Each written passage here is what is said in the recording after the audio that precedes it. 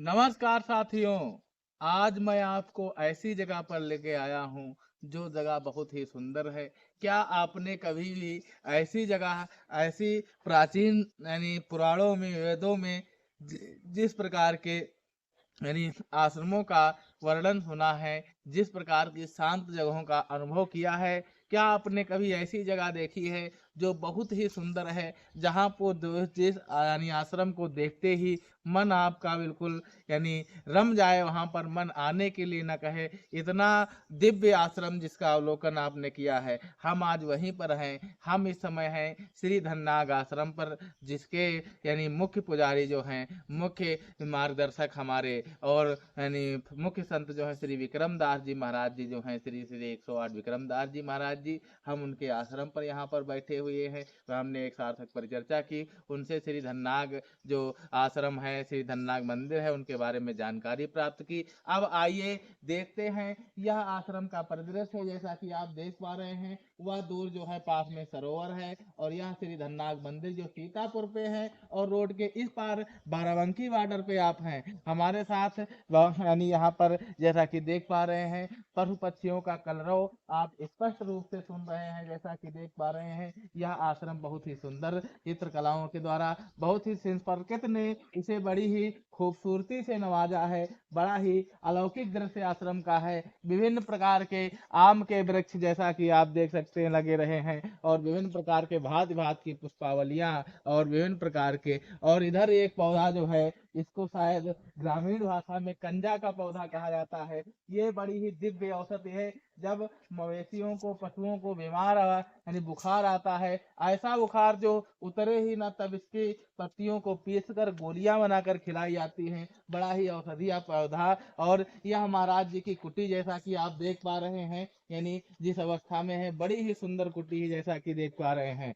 और इधर एक ट्रैक्टर खड़ा है आश्रम पर, जो बताया गया है, यानी पास में जो किसान हैं उनके द्वारा, जिसके द्वारा खेती की जाती थी, स्कॉट 335। ये वो ट्रैक्टर है जिसने हिंदुस्तान को हिंदुस्तान बनाया है। ये अत्यंत प्राचीन ट्रैक्टर यानी स्कॉट का हमारे देश को, कृषि प्रधान देश को आज के युग तक पहुंचाने में बहुत बड़ा योगदान है। इस ट्रैक्टर का योगदान बहुत बड़ा है। इसीलिए मुझे किसी कवि की कुछ पंक्तियां याद आती हैं कि जी रहे हो जिस कला का नाम लेकर, जानते भी हो वो भला कैसे बची है। आज स्वर्ग की जिस सीढ़ी पर खड़े हो तुम, वो हमें गुमनाम लोगों ने रची है। यही वो गुमनाम ट्रैक्टर है। इस ट्रैक्टर के इस मॉडल ने, इस ट्रैक्टर ने हिंदुस्तान को आज यहाँ तक पहुँचाया है, इतनी समृद्धि तक पहुँचाया है। तो मैं इस कंपनी के आनंद को, या इस कंपनी को, इस ट्रैक्टर के, यानी ये साक्षात जीता जागता पुरुष है। किसानों की इससे भावनाएं जुड़ी हैं, उनके परिवार का एक सदस्य है।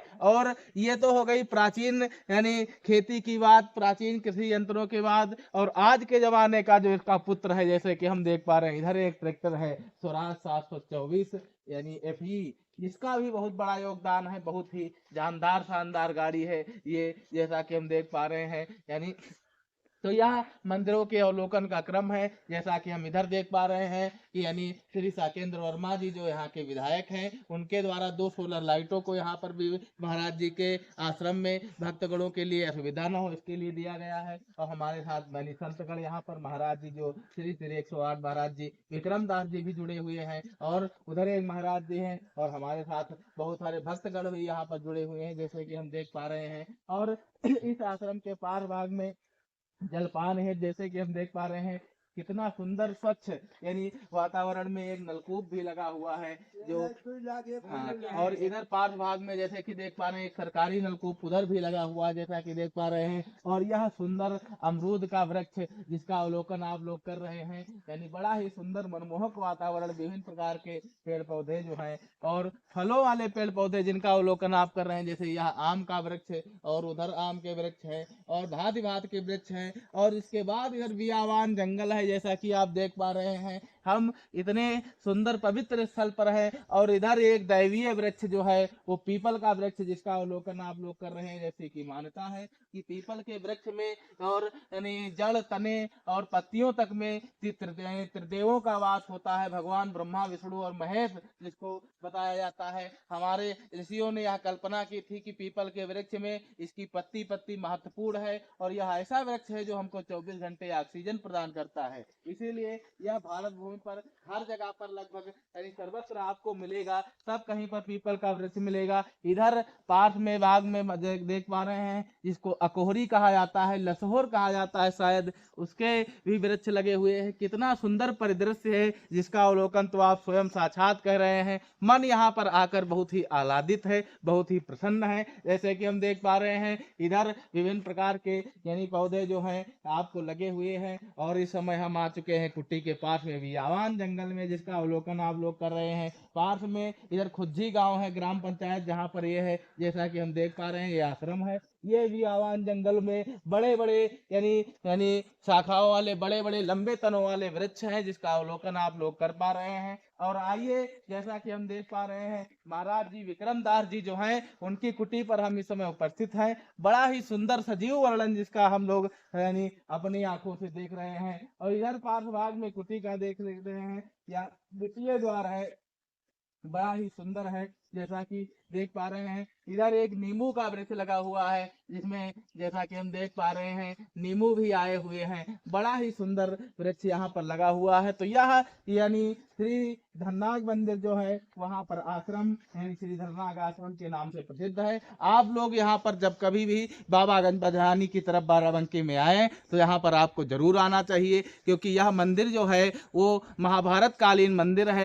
पांडव जो थे उनमें यानी महावीर जो अर्जुन थे, उनका एक नाम धनंजय है। धनंजय का अपभ्रंश ही यहाँ पर यानी क्षेत्रीय भाषा में, लोक भाषा में धननाग हो गया है। और यहाँ के पास में बहुत ही सुंदर मंदिर और यह बहुत ही सुंदर कुटी और पास में बहुत ही सुंदर सरोवर है। आप लोगों को हम आमंत्रित करते हैं। जैसा कि हम देख पा रहे हैं, आप लोगों का वीडियो में हमारे साथ बने रहने के लिए बहुत बहुत आभार।